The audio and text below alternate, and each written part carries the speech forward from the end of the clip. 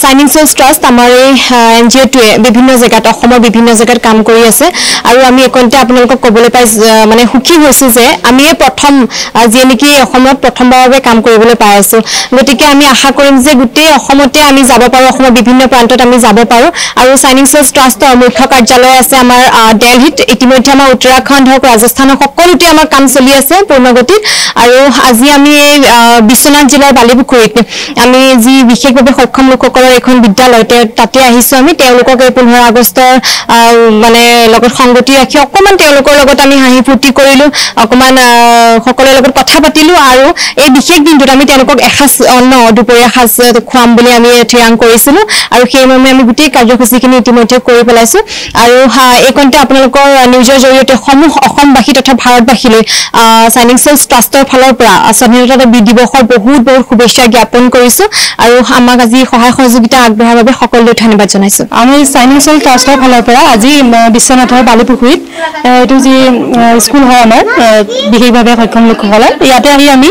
দুপৰীয়া যিটো সাঁজ হয় তেখেতসকলক আমি দিব বিচাৰিছো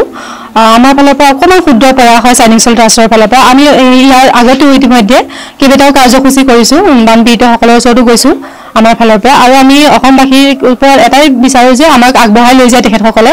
আমাৰ যিখিনি কাম কাজ আগলৈ হ'ব সেইখিনি যাতে সকলোৱে সহায় সহযোগিতা আগবঢ়ায় তাৰ বাবে অসমবাসীৰ ওচৰত মই অনুৰোধ জনাইছো আৰু আজি স্বাধীনতা দিৱসৰ পাকখনত সকলোকে মই ধন্যবাদ জনাইছো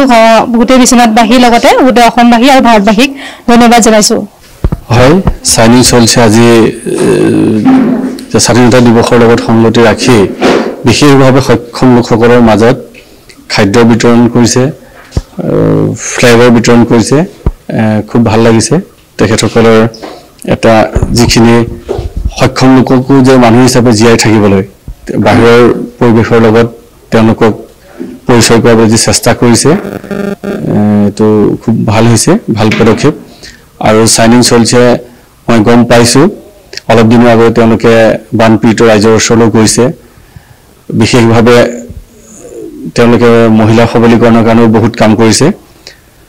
গতে সাইনিং সোলছৰ উত্তৰণৰ কামনা কৰিছো আজি মই ইয়াত উপস্থিত থাকি যথেষ্ট উৎফুল্লিত হৈছো আৰু অনাগত দিনত তেওঁলোকে যি অনুষ্ঠান হাতত লয় তেওঁলোকৰ লগত থাকিম আৰু সাইনিং সোলছৰ উত্তৰণৰ কামনা কৰিছো